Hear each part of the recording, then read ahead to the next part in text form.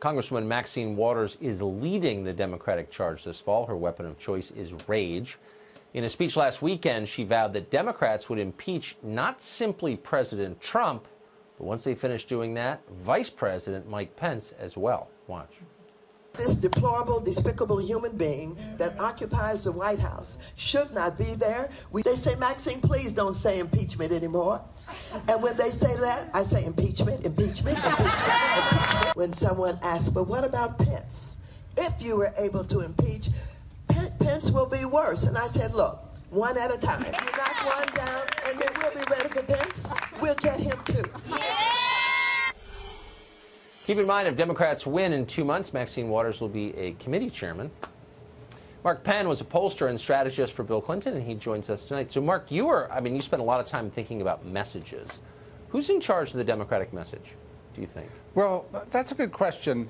There doesn't seem to be either a Democratic message or particularly a Republican message as we go into this. Yes. Other than, Trump's no good and we've got to put guardrails on him, and the Democrats have moved too far to the left and want to impeach him. That's what passes for a serious message today.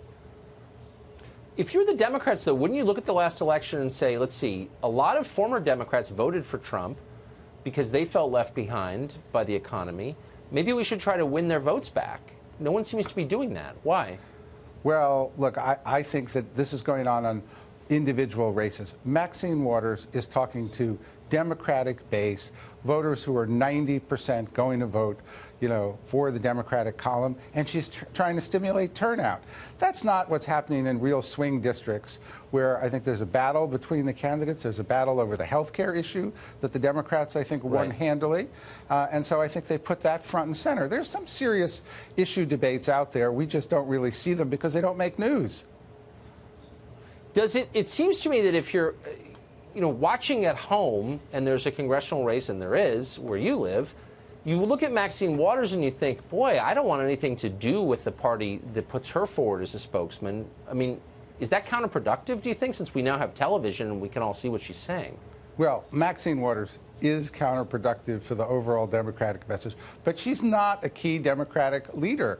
In fact, the Republican leaders, McConnell and Ryan has quit, but then he didn't leave. McConnell is intensely disliked. If you look at Schumer and Pelosi within the party, they actually have the support of Democrats in terms of what they want to do.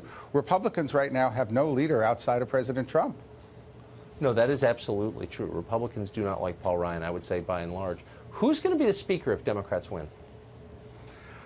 Well, look, I think Pelosi probably will win in the first instance, but I don't think she'll continue to serve. I think then there will be a struggle behind the scenes. I think there's a problem solvers group that is looking to have some influence, if it's close, in terms of changing the rules and naming the speaker. Because remember, the speaker technically has to be elected by a majority vote of the House, not the majority vote of a caucus.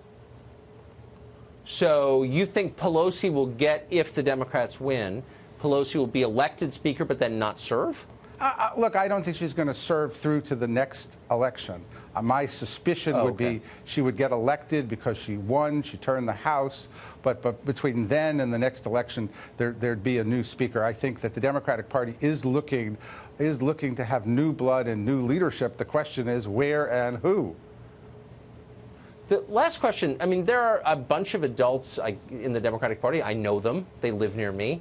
They seem afraid of the net roots of Democratic activists online who are way out to the left from where they traditionally have been. Do they have the power and the will to stand up to those constituencies and say, no, I'm sorry, we're not making this Venezuela, no?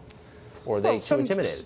Some do and some don't. I mean, remember that because of the caucuses in the Democratic primaries, the activists have outsized power compared to the run-of-the-mill voter in big states, which is really most Democratic voters. And so you see embarrassing performances like Senator Cory Booker playing for the presidential race. But I think you look at what Joe Biden is doing, and he tends to be pitching to the responsible center. So far, he's got the best message and shown the greatest responsibility out there on the stump.